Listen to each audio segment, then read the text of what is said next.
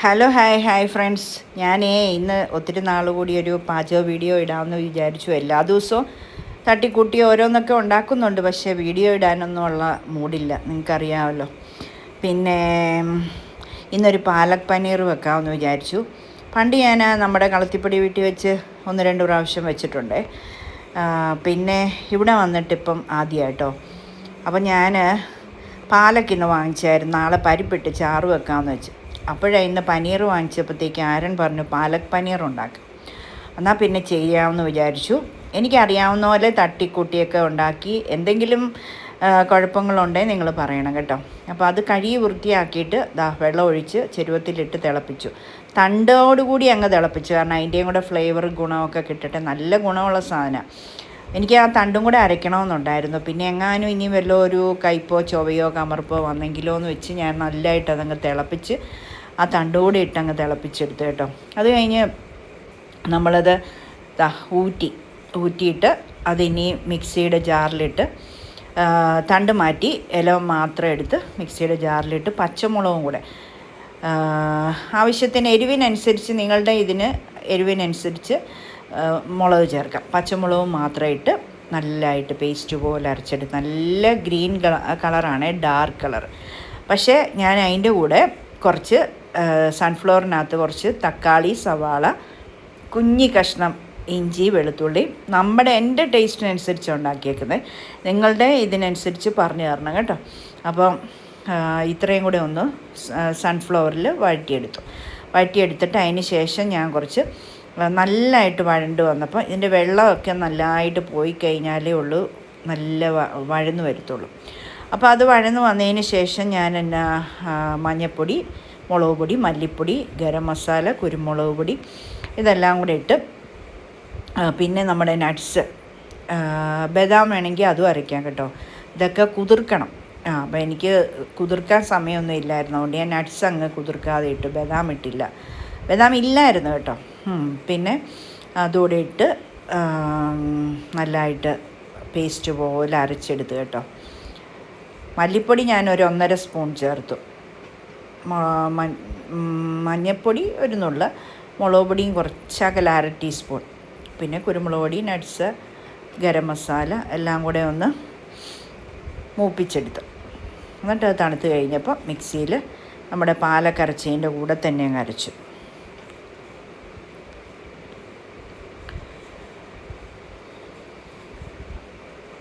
അതിന് ശേഷം ഞാൻ ഒരു ശകലം സൺഫ്ലവർ ഒഴിച്ചിട്ട് നമ്മുടെ പനീറൊന്ന് ചെറിയ ക്യൂബാക്കിയിട്ട് അത് ഒന്ന് വാട്ടിയെടുത്തു, ഒന്ന് ഫ്രൈ ആക്കി. അപ്പോൾ ഇച്ചിരി കൂടെ ഒരു കാണാനും നല്ല ടേസ്റ്റും ഉണ്ട്.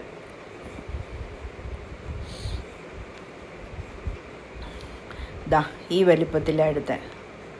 ഇത്രയും വലിപ്പം വേണ്ട, ഇതിൻ്റെ പകുതി ആക്കാമായിരുന്നെന്ന് ഹസ്ബൻഡിനെ കാണിച്ചപ്പോൾ പറഞ്ഞു. ചെറുതായിട്ട് അവരുടെ അവിടെ മെസ്സി കൊടുക്കുന്നതെന്ന് പറഞ്ഞു. അത് കാരണം ഇത്രയും വലുപ്പത്തിൽ ഇനി ഇടണ്ട, ഇതിലും ചെറുതാക്കണമെന്ന് പറഞ്ഞു. ആരണ്ണൊക്കെ ഇത്രയും വലുപ്പത്തിലാണ് ഇഷ്ടം, അതുകൊണ്ട് ഞാനിട്ട്.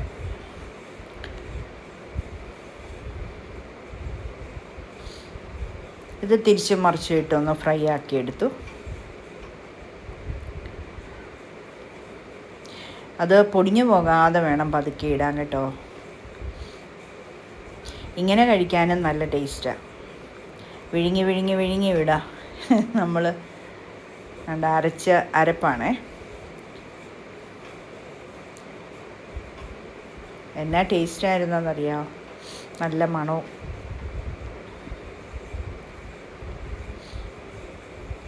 ഒത്തിരി നീണ്ടുപോയ അഴുക്ക, ഇത്രയും കുറുകാവുള്ളൂ. ലാസ്റ്റാണ് ഞാൻ ഉപ്പിട്ടത്.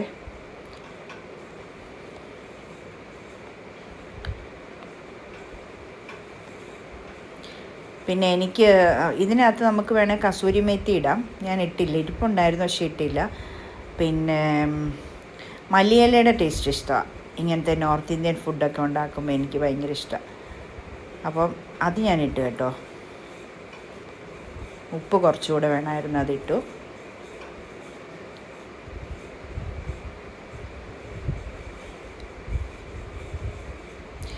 ചപ്പാത്തി കഴിക്കാൻ ഭയങ്കര ടേസ്റ്റ് കേട്ടോ.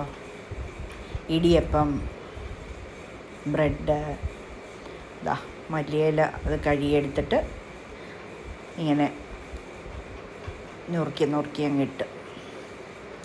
ഇനിയിപ്പോൾ തീ അങ്ങ് ഓഫ് ചെയ്ത് കേട്ടോ. ഇനി ലാസ്റ്റ് ഒരു കാര്യവും കൂടെ ഉള്ളൂ.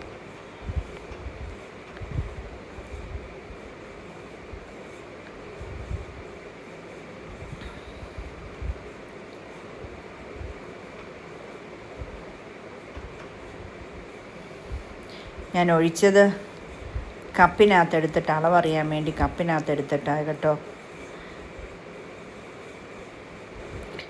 സൂപ്പർ കറിയായിരുന്നു കേട്ടോ. ഫ്രഷ് മിൽക്കും കൂടെ ഒഴിച്ച്, ഫ്രഷ് ക്രീമും കൂടെ ഒഴിച്ച്, നല്ല ലാസ്റ്റ് തീ ഓഫ് ചെയ്തിട്ട് ഞാൻ ഒഴിച്ച് അത് ഇളക്കി. നല്ല അടിപൊളി, നല്ല മണവും നല്ല ടേസ്റ്റും ആയിരുന്നു. അങ്ങനെ പണ്ടൊക്കെ എനിക്കിത് ഉണ്ടാക്കാൻ ഭയങ്കര പേടിയായിരുന്നു കേട്ടോ. ഇപ്പം ഈസിയാണ്, പെട്ടെന്ന്.